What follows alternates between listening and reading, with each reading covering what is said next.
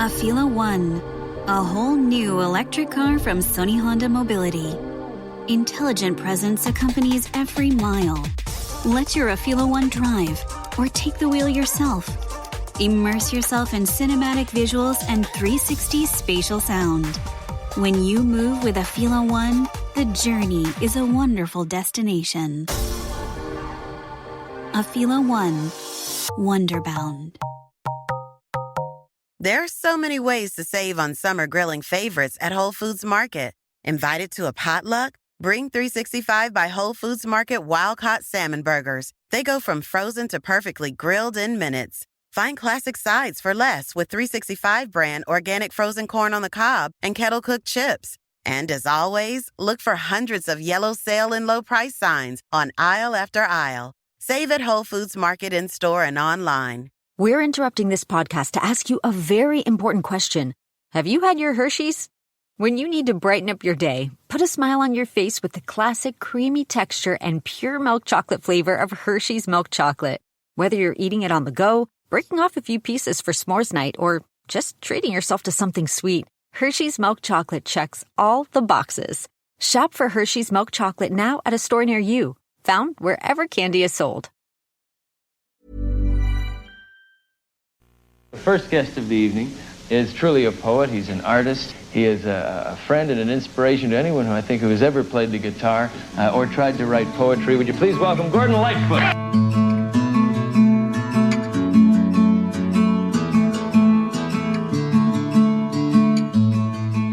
When I walk the hill so high around the town where I was born, New York seems so far away, though I was just there yesterday. This is Carefree Highway Revisited, the show that celebrates Gordon Lightfoot's music song by song, a proud member of the That's Not Canon podcast network. I'm your host, Mike Messner, and with me today is a fellow Lightfoot fan from Mechanicsburg, Pennsylvania, Tim Golding. Tim, welcome to the show. Thanks, Mike. Good to be with you. All right. How did you first get into Gordon Lightfoot's music? My dad. He became a fan of Gord's in the 60s. I think he became aware of him through Peter, Paul, and Mary recording Gord's songs and Ian and Sylvia. So I can recall growing up on the weekends, my dad has always taken pride in having a very good stereo and having a turntable. And he had a couple of Gord's albums, specifically the Gord's Gold double album and Summertime Dream. And I can remember waking up on the weekends hearing Gordon Lightfoot. My dad's downstairs making breakfast. So that was probably the first time I became aware of him. I didn't really start to get into his music until I entered my teen years. But my first awareness was through my father when I was little. So your dad kind of planted the seed and then you got it watered a little later on, huh? That's right. That's right. Fantastic. What do you like about Gordon's music? For me, it's the whole package. It's the voice, it's the melody. The use of his chords in his songs. I'm not a musician of any type, but there's just something about the mood that he sets in the songs. Like I said, it's the complete package. It all comes together, and it's just something that's very evocative and stirs your emotions. Yeah, well said. Evocative for me of nature, of affairs of the heart, of the scenery that he paints, of domestic situations. I mean, everything. He does such a great job with so few words because songwriters have to do that in a way that nobody else can do because they have music to think about. I don't think even poets have the kind of restrictions on them that songwriters do. Yeah. What about seeing Lightfoot perform? What have your experiences been with that? Yeah, I went back and I looked. I've seen him 13 times. I'm 44 years old. So the first time I saw him was 1995. And then I saw him another 12 times up until 2022. I saw him 2 times in 2022 on his final tour and saw him at Massey Hall in 2006. My wife and I, she was very pregnant with our first child. We flew up to Toronto and spent a weekend up there and saw him at, the House of Gord in Massey Hall, which was a real thrill. Ronnie Hawkins was in the audience that night. The Prime Minister of Canada was there. I mean, it was really something, wow, to see him in his real element, where everybody said, if you ever get a chance, you got to see Gord at Massey Hall. And I was lucky enough that I did. Yeah, 13 times. And then there were another 2 times over that span of years where there were shows that were scheduled, but when he became ill with his aneurysm in 2002, one of the shows that I was going to go see got canceled. And there was one that was canceled due to a thunderstorm. It was an outdoor concert. And those are disappointing times. We wish we could have seen him those 2 times, but there were good reasons why we couldn't. Yeah. I mean, this was not some greedy manager or something had a beef with Lightfoot or a beef with the venue. It was one of those things, or 2 of those things, really kind of unavoidable from what you're saying. Did you ever get a chance to meet the man? I did. I was lucky enough, mostly in the early years of going to shows, we would wait outside after the concert. I also became a collector of his memorabilia, when I got into my teen years and started making some money and started buying things. So I've got a room in my house that's covered with Gordon Lightfoot posters and pictures, promotional pictures. I would take those with me. And he was always very good if you waited outside and if you were willing to wait long enough. Eventually he would come out and he would dutifully sign a number of things for you. We would take pictures. We would talk. He was very good with the fans. I'm happy that I did wait for him in those times because it was really a thrill to meet him. And also kind of coming full circle, my dad and my brother were with me during the final time that I saw him. We didn't get to meet him that night, but we did meet him earlier after some shows in Harrisburg and different times. So that was a real thrill too. Fantastic. And you've given me an idea that maybe what I'll do is ask people to take pictures of their Lightfoot swag, and then we'll put a link to that on the show webpage or something, because I think that would be kind of fun to see all the things. And this is not a video cast, but to those of you that are listening, Tim is wearing a Lightfoot t-shirt as we're doing the video here. So you can't see it, but just take my word for it. He is. You wanted to talk about Highway Songs, which to me is one of his very best, but is one that is relatively small in the Lightfoot canon. So I'm wondering, why did you want to talk about that one in particular today?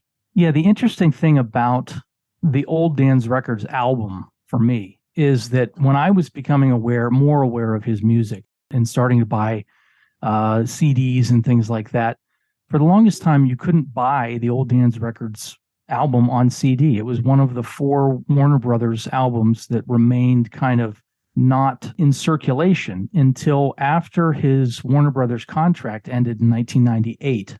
Rhino Records put out the box set a year or 2 after that. And then they re-released those 4 albums. It was Old Dan's Records, Salute, Shadows, and Dream Street Rose finally came out on CD. So for the longest time, you couldn't get them. And the 2 songs from Old Dan's Records that were accessible were Old Dan's Records, which was on Gord's Gold, and then It's Worth Believing, which was on Gord's Gold Volume 2. And those songs, were the only 2 that you could get. So I was lucky enough in the late 90s to get a vinyl copy of Old Dan's Records. Found it in a record store in Squirrel Hill, Pennsylvania, outside Pittsburgh, where I grew up. Took it home, put it on my dad's turntable, and was just blown away from the first strums, Farewell to Annabelle, the first song on the album, through that entire album until you get to Highway Songs at the end. It was just like nothing of his that I'd ever heard. It's a very country sounding album, just very different.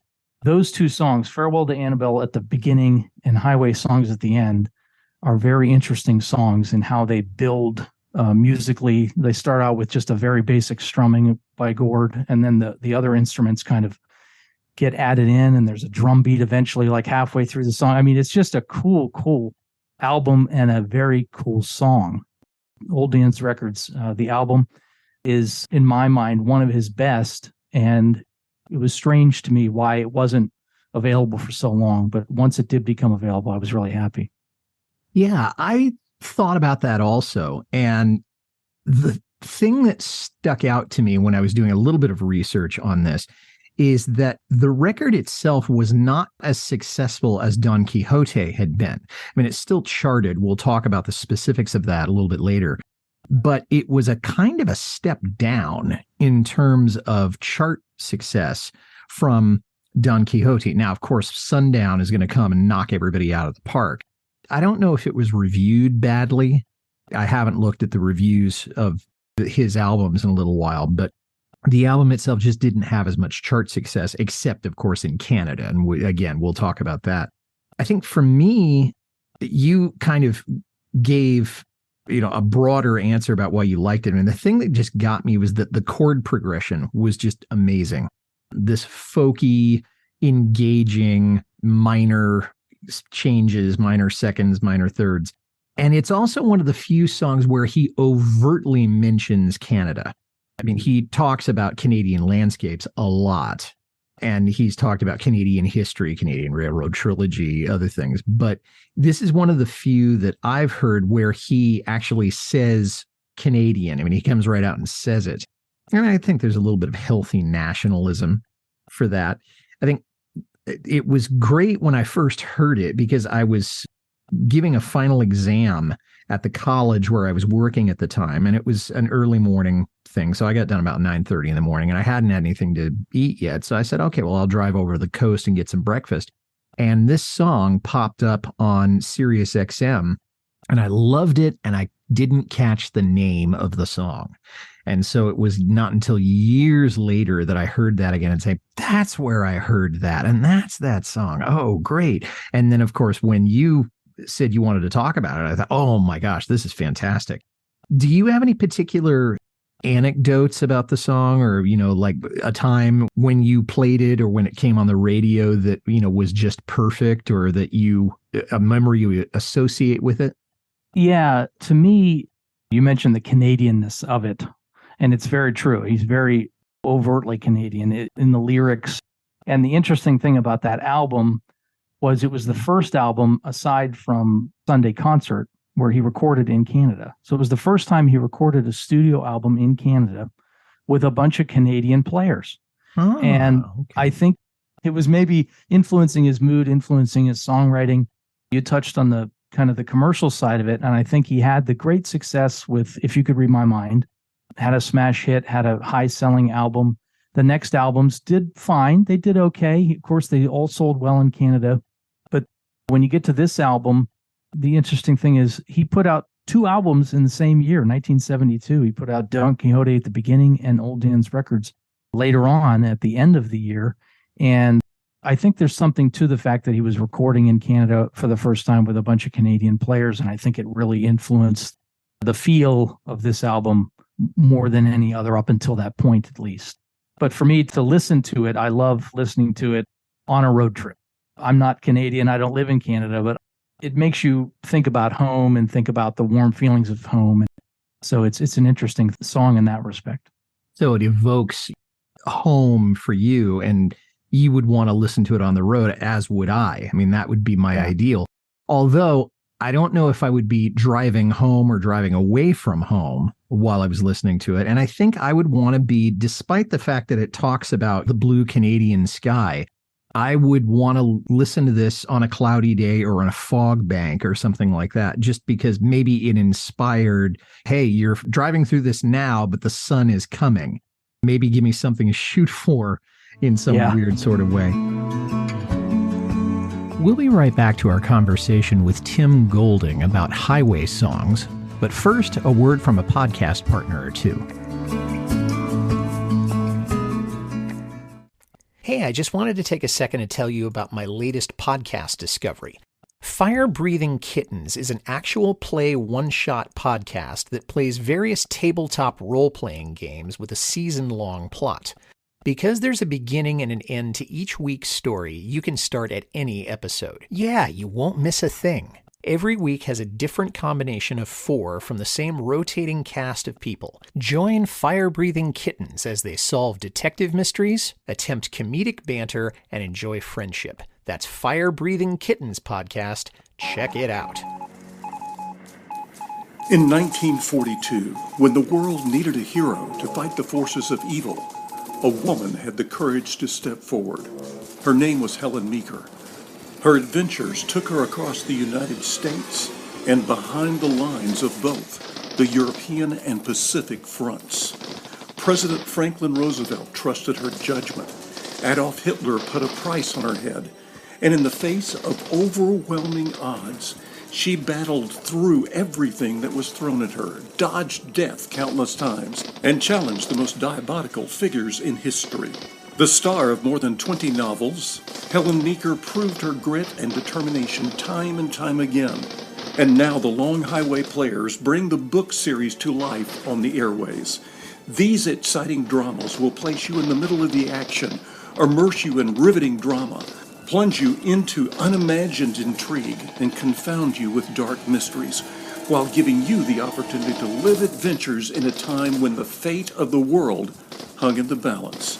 Enjoy the exploits of Helen Meeker and follow author Ace Collins's In the President's Service series on That's Not Canon Podcast Network. Let's talk a little bit about the genesis of it. I could not find a single thing in Nicholas Jennings' biography of Lightfoot. And as a matter of fact, it said highway songs and then comma, and then there's nothing there. So I think it may have been a misprint from the publisher. But I did get a little bit from the songbook liner notes. And what it said was, and I'm quoting directly, I used to travel back and forth between New York and Toronto all the time, and I just wanted to write something about getting back on Canadian soil. I always feel good when I get back here. I really do. And the lyrics kind of speak for themselves as far as his affection and his affinity for Canada. So I don't know if you have any other information about how the song got written. That was all I could find. Yeah, I don't have anything more. I can only suspect that he was, again, writing songs for an album. I picture him sitting under a maple tree, that he mentions in the song, and kind of looking up and saying, oh, I'm really glad to be home.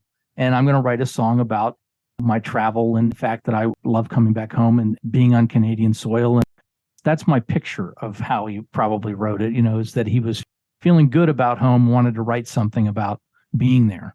And the fact that he spent a lot of his time by this point in his life, he was spending a lot more time on the road, mentions being in New York the day before.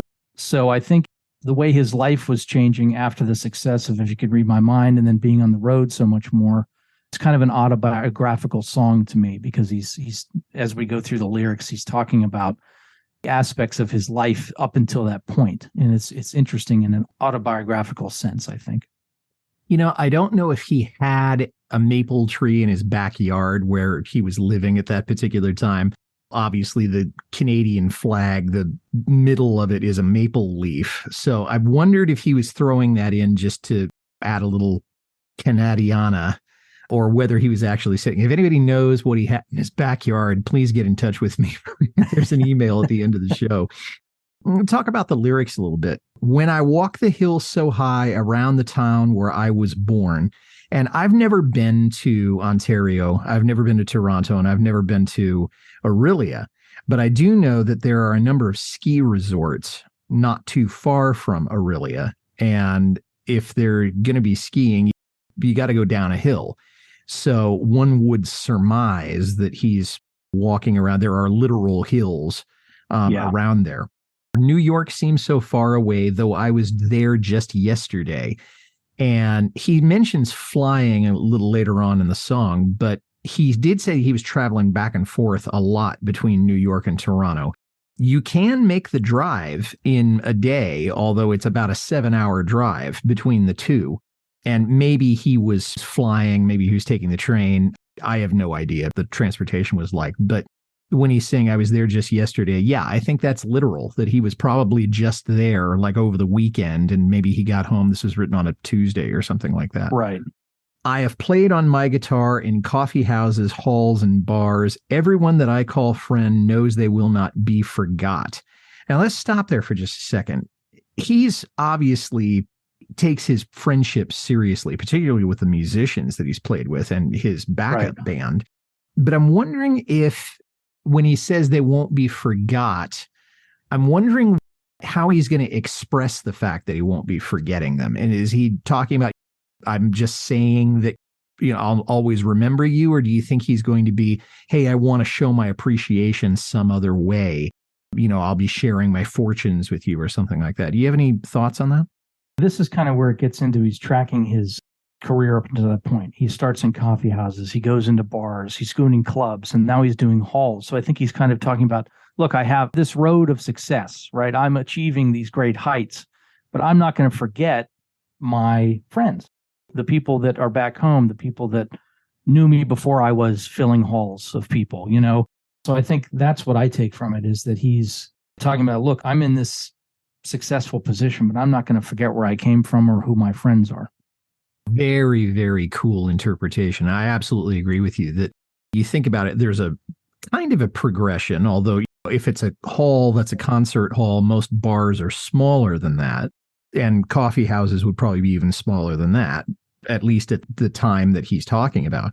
But I like the fact that I've made progress in my career, but the people who have been my friends, they will continue to be my friends. They're not going to be just kind of, oh, yeah, I think I hung out with him once, or I jammed with him a couple of times or something like that. Trains and planes and rented cars, singers, saints, and other stars. And I'm wondering if he's acknowledging at this point that he's a star. He probably was in Canada. He wasn't an international superstar the way he would be after Sundown came out. But other stars, what's the context there, do you think? Well, that's a great line. I mean, he's again talking about, and I equate it back to, you know, he has the level of success where he's becoming an international star after If You Could Read My Mind, right? Becomes a huge hit, and he's filling bigger places and starting to fly on planes a lot more. I've seen him in other interviews say, you know, after If You Could Read My Mind, everything changed. I had to then hire a plane to get around because the promoters want me to play in 2 places a day, or I've got to go from city to city and I've got to hire a plane to get there. So he's talking about planes, trains, and rented cars because he gets to a city, he gets off a plane, he's got to get in a rental car. And then he's talking about singers, saints, and other stars. And to me, he's recognizing that all these new people are starting to come around and they want to be close to the star. So he's acknowledging, yeah, I'm a star. But in the next line, he says, I suspect them, every one. And he's talking about feeling a little uneasy around all these new people that he's coming in contact with. He might be a star, but he doesn't necessarily feel like a star or feel comfortable with his stardom. Yeah, and suspecting them maybe of just wanting to get close to him for whatever reason, but it's a selfish motivation that they have. Correct. Right. And this is before the time, although not long before, people started using buses to do these long tours through North America or through the States and through Canada, because to use a plane implied that you had a certain amount of money and that you were making a certain amount of money in a certain amount of days or a certain period of time. And unless you're Taylor Swift or Ed Sheeran and you're making $100 million in 30 days, planes are just not feasible. But if he was having to use that at least part of the time to get around, I mean, that means he's very successful and he's got a company that will pay for that. Right. Yeah, he was with Warner by now. And I think the level of success that he was starting to achieve in the early 70s, these things were becoming factors in his life, you know, having to get around, like I said, fly from place to place and get there quickly because the money's on the table and you got to go play to get it, right? So it was the good and the bad, right? Yeah. Just for now, I'd like to rest in the shade of a maple tree to the blue Canadian sky. I'll say a prayer for the world out there, which is just a great little couplet. And I'm not going to read anything further into it, but it's a great way of having a chorus for the song, such as it is. When I stand on my own sod, it feels so good to be home, by God. The winter wind has turned its head, but I always came up warm somehow. Now, this one was a little mysterious. What does he mean by turned my head? And is this whole thing a metaphor for something else, coming up warm somehow? In short, is he basically saying I'm a survivor? What do you think? Yeah, there could be something to that. Canada's cold. The wind is pretty bad up there.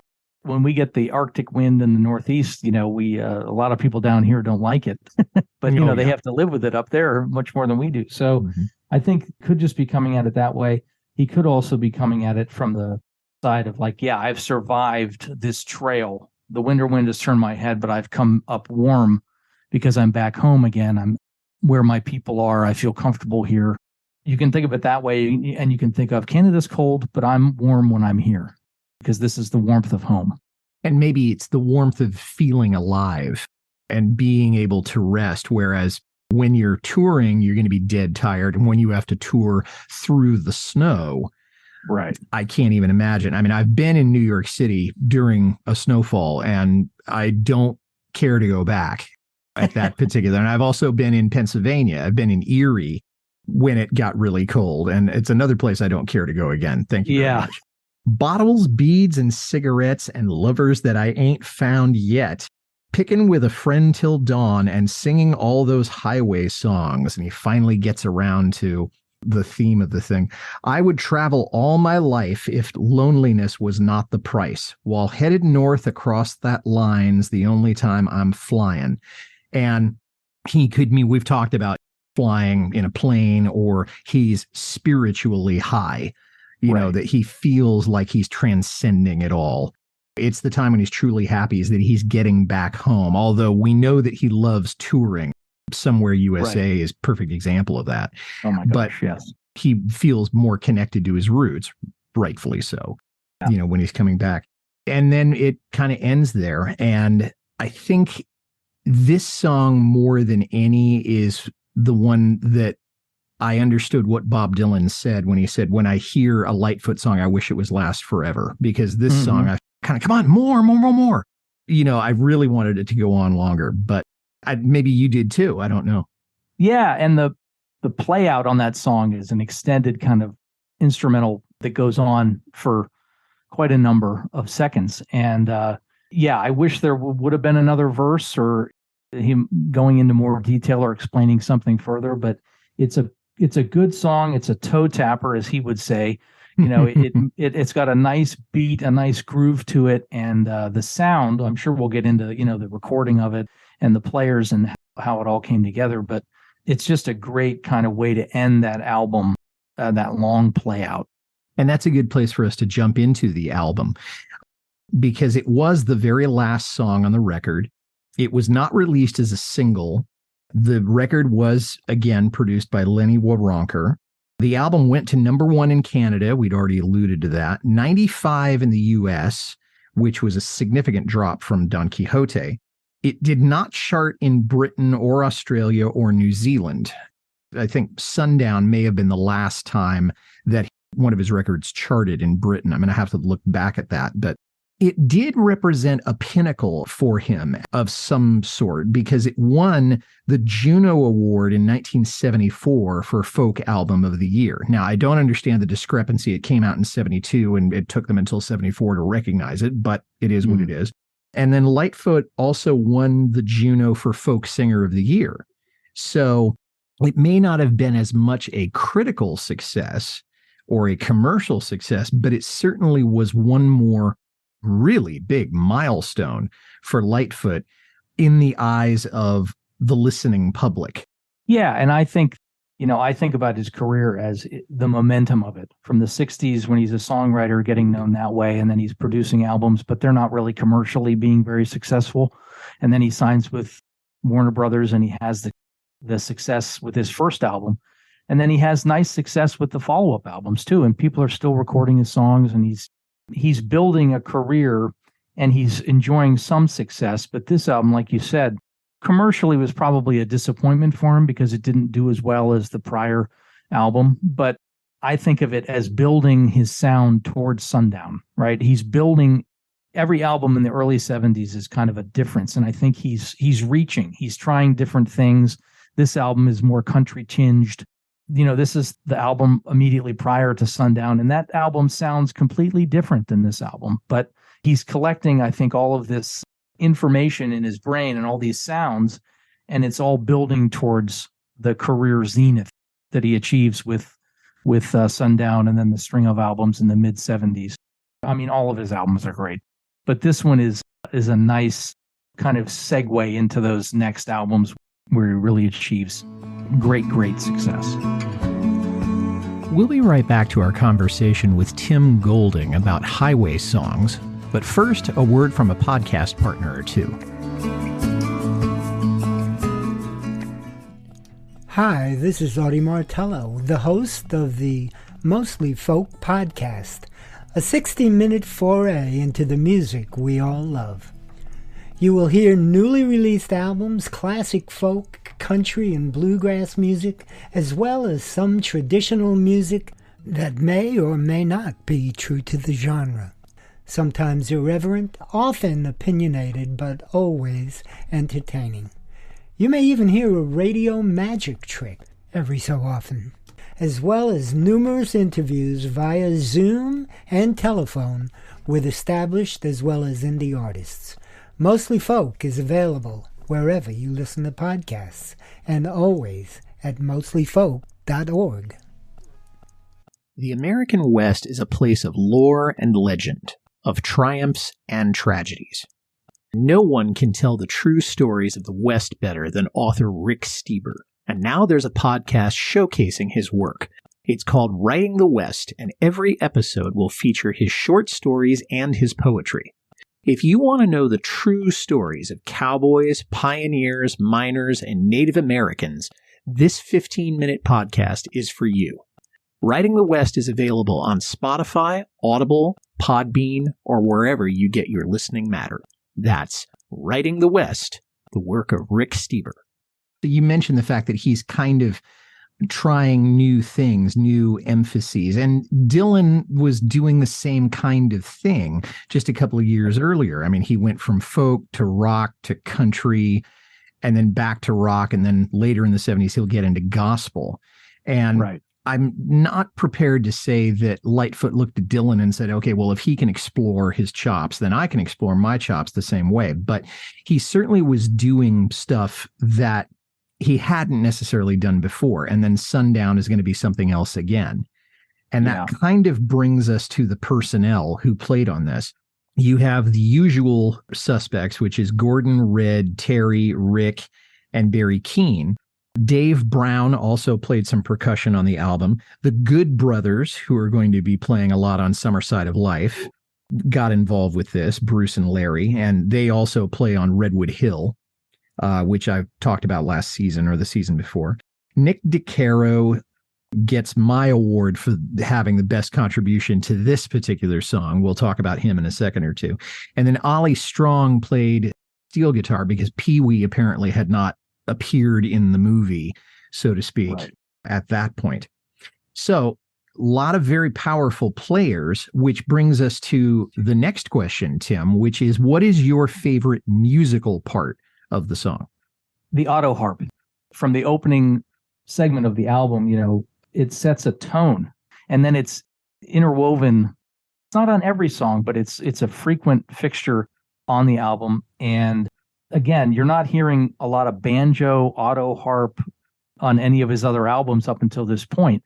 So the interesting thing about the two albums that he released in 1972 is Don Quixote sounds completely different than Old Dan's records. And I think of Don Quixote as kind of the cousin of Sundown, and Old Dan's records as the cousin of Cold on the Shoulder, because Old Dan's records is kind of a country-infused album, and so is Cold on the Shoulder, which comes later. But this is the first time you see Barry Keane on drums, and then he comes back and is hired later on in the 70s, 1976, to be his full-time drummer. But this is the first time he ever plays on anything with Lightfoot, because he was primarily a studio musician, a hired gun to come in, and he played on this, and then Lightfoot didn't use him again until later. He used Jim Gordon on the bigger albums in the middle. On the records, yes. Right. And the other interesting thing is why I say that this is like a cousin to Cold on the Shoulder is the steel guitar. This is the first time Lightfoot uses the steel guitar. It's Ollie Strong. It's not Pee-wee, like you said, but that sound becomes integral later on again. He doesn't use it on the Sundown album, but it comes back on Cold on the Shoulder, and then it stays with him for a number of albums after that. But this is the first time he uses it. And I think he's, again, in the early 70s, a lot of his contemporaries are starting to use pedal steel, and they're starting to use these different musical elements, like Neil Young, the Harvest album, pedal steel, very heavy on that album, and it came out around the same time. So I think they're all hearing each other. And you mentioned Dylan, and, it's interesting. I think that they're all looking at what the other guys and gals are doing, and they're looking for new sounds and how can they use this? How can I use that on my, So it's interesting in that respect that this is the first time you see pedal steel and then it comes back later. It says a lot about the kind of zeitgeist that was going on in the early 70s, because country was beginning to cross over into pop.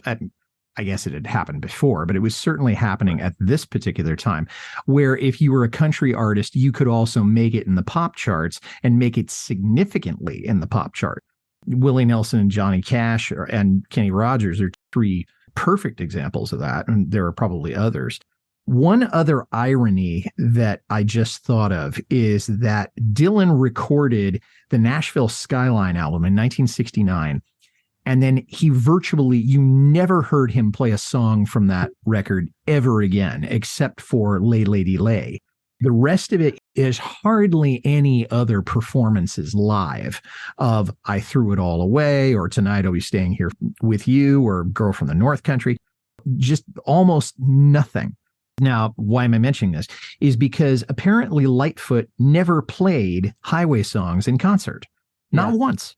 And okay, it wasn't a single, but I think it was a perfect. I mean, you said it was a toe tapper. I'm sure the audience would have loved it. And he just never got around to it. And I think it must have been because he was trying to promote the singles and trying to get airplay for them, or not trying to get airplay, but trying to promote sales of the singles rather than here's a song from the record that you may never have even known was there. Because as far as I know, Highway Songs wasn't even released as a B-side. No, amazingly, they didn't even release Old Dan's Records as a single. And that, to me, if you're thinking about that time frame, the early 70s, that's a quintessential radio type song for the 70s, for the early 70s. They could have released that as a single and probably propelled this album, because that song did become a staple of his concert. He played Old Dan's Records a lot, played it as an encore or played it towards the end of a show because it was a nice kind of toe tapper song, upbeat. Highway Songs is the same vein to me. But yeah, it's surprising, but it's also not, because I think it's an album song. Highway Songs is an album song. It fills a place on the album. It's a great song. It would have been fantastic live, but by this point he had so many songs to choose from that maybe it just didn't work for him on stage. Maybe he didn't think it would work. It's great that we have the recorded version that we do. You made me look this up. I don't do this often while I'm recording, but I wanted to look up his singles. And in 72, he had 3 singles, or released 3 singles, Beautiful and Alberta Bound, which were both from Don Quixote. You Are What I Am was released as a single. 73, also from Old Dan's Records, was Can't Depend on Love.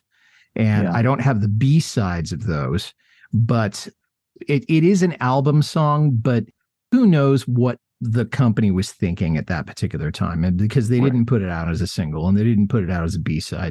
I would have made a different choice, and I think you would have too. But it is what it is. And we're now way too late to do any Monday morning quarterbacking on that, I guess. That's right. Interesting also is that apparently no one has ever officially covered this song on a record. And I'm not talking about people who decide to sit down in front of a computer and play something and upload it to YouTube. Maybe somebody has done that. But as far as official Lightfoot covers, I can't find any of this one. So, number one, have you found any? And number two, is there someone that you would like to hear try this song? Or is it one of those that, nope, Lightfoot did it, nobody else touches it?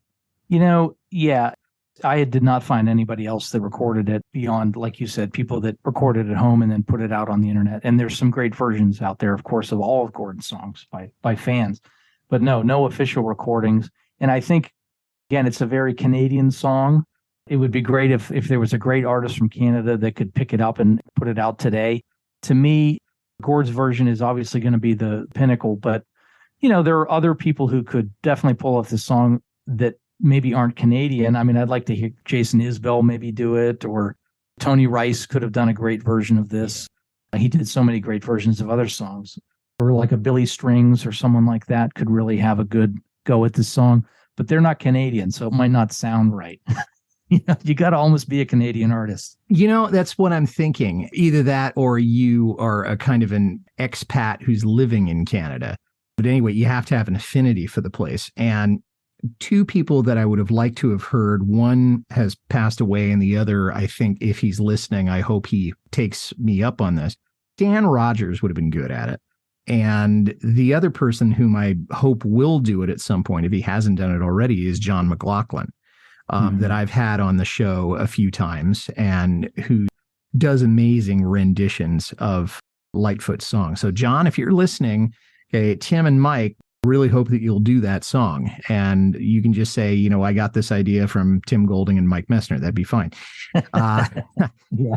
Tim, as we're sort of winding up here, any other closing thoughts on the song that you want to share with us? One other interesting aspect of it is that Gord did choose to put it on the box set. He was very particular about the songs. He only had so many songs from each album that he could choose to put on the box set. And this one did make that cut. So I think for him, it was meaningful in that way, whether it ever was a hit or anything else. I think he had a respect for the song, which was nice to hear or nice to see on the box set. I think he enjoyed the song. I think he was proud of the song. He just never played the song live. And we are poorer for that because I think it would have been a lot of fun to see that. I know I would play the song live if I was still doing music. But yeah, that's as may be. Tim Golding, great to talk with you about this. This is another really undervalued gem of a tune that we're talking about here. So thank you so much for being on the podcast. And I hope to have you on again real soon. Thanks very much, Mike. I appreciate it. It was a lot of fun. And thanks for listening, everybody. If you like this well enough to listen to the whole thing, tell somebody about it. Carefree Highway Revisited is on Apple, Spotify, Acast, or wherever you get your listening matter. Our website is www.lightfootpodcast.com. I'd like to make a special request for you to visit my Patreon page. I love this show so much, and I want to keep it going, and you're in a position to help. Please head over to www.patreon.com/carefreehighwayrevisited. $1 or $2 a month is all I ask. You can reach me, Mike Messner, at teachermike72@gmail.com. Well, my next episode is going to feature my guest Clover Cameron, and she and I will be discussing the song Walls from Lightfoot's second album, The Way I Feel, and that episode will be coming out at the end of September 2023. Until then, for Tim Golding, this is Mike Messner reminding you, run for the roses, but don't forget to stop and smell them. We'll see you next time.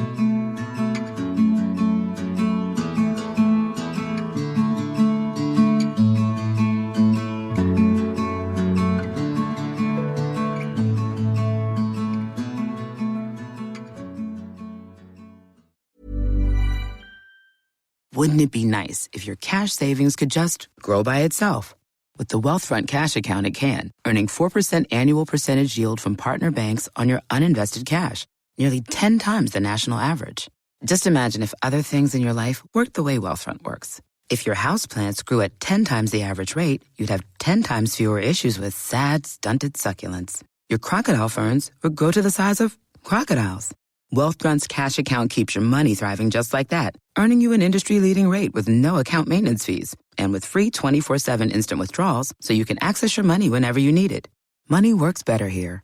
Go to wealthfront.com to start saving. Cash account offered by Wealthfront Brokerage, LLC, member FINRA, SIPC. Wealthfront is not a bank. The APY on cash deposits as of December 27, 2024 is representative, subject to change, and requires no minimum. Funds in the cash account are swept to partner banks where they earn the variable APY. The national average interest rate for savings accounts is posted on FDIC.gov as of December 16, 2024. Ladies, do you feel sore on your bike? You need Terry. From their revolutionary saddles to the largest selection of cycling bottoms, Terry Bikes provides comfort for women of all sizes and riding types. Their bike shorts have just the right amount of padding and technical fabrics that feel great all day. With Terry, you'll find no pain, no chafing, and no limits on how far you can ride. Visit terrybikes.com and use promo code PODCAST for 15% off. Mom, can you tell me a story? Once upon a time, there was born a real estate brokerage that was also a magical app. They called it Redfin, and they're on a mission to get people the fairest deal of them all. With listing fees as low as 1%, Redfin agents charge half of what others often charge, so you have more money to put toward your dream home. Could it be a gingerbread house? If the witch wants to sell. Download the Redfin app to get started. Fees subject to terms and minimums. Equal housing opportunity. CADRE number 01521930.